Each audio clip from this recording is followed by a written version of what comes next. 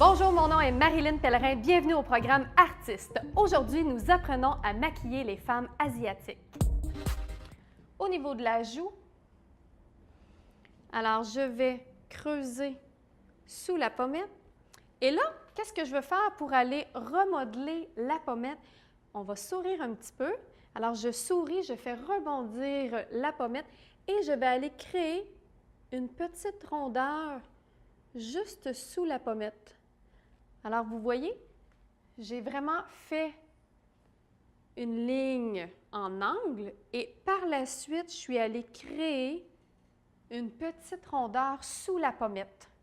Donc, ça va vraiment donner l'effet de remodeler la pommette. Bien sûr, je vais aller l'estomper par la suite. Alors, je vais faire tout de suite l'autre côté. Et je vais sous la pommette, comme ceci. Ensuite, je peux simplement enlever l'excédent sur mon pinceau et je vais estomper ma ligne. Donc, j'estompe toujours un peu plus vers le haut pour remonter, bien sûr, les traits du visage. Même chose de l'autre côté.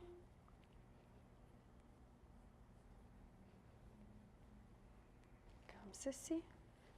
On fait attention pour cette technique qui peut être très intéressante quand on veut donner un aspect rebondi à la pommette.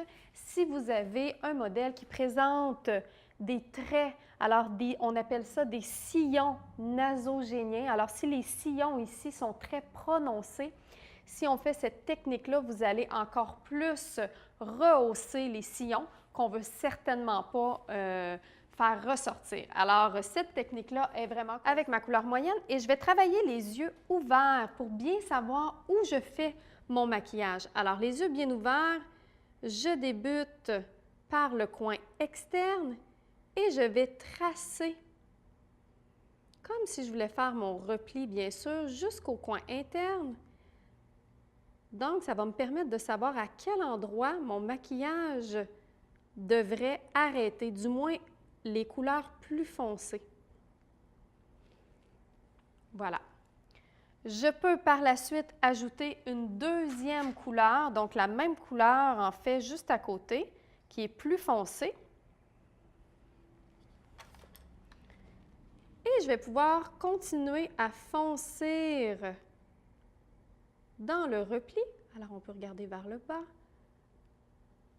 Donc, je fais un étage de couleurs.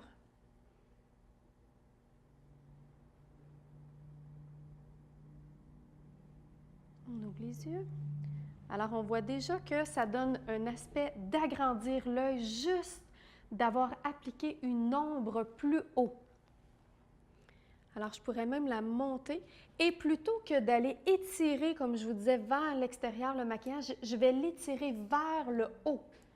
Alors, je reprends mes mêmes couleurs et je vais étirer vers le haut, plus en rondeur.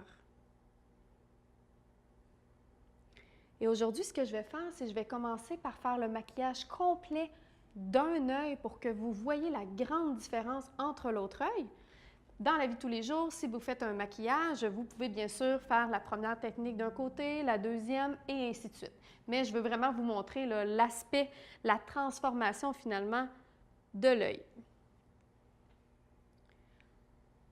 Par la suite, quand je suis allée appliquer mes couleurs moyennes, on ferme les yeux, alors je peux voir qu'il me reste de l'espace près des yeux.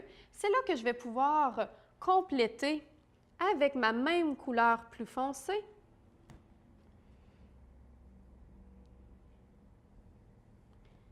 Donc, jusqu'à maintenant, j'ai utilisé seulement 2 couleurs et je l'applique partout. On ouvre les yeux, comme ceci. Je peux prendre une troisième en fait couleur, donc plus pâle, pour aller appliquer sous le sourcil. Alors, je vais prendre un pinceau plat.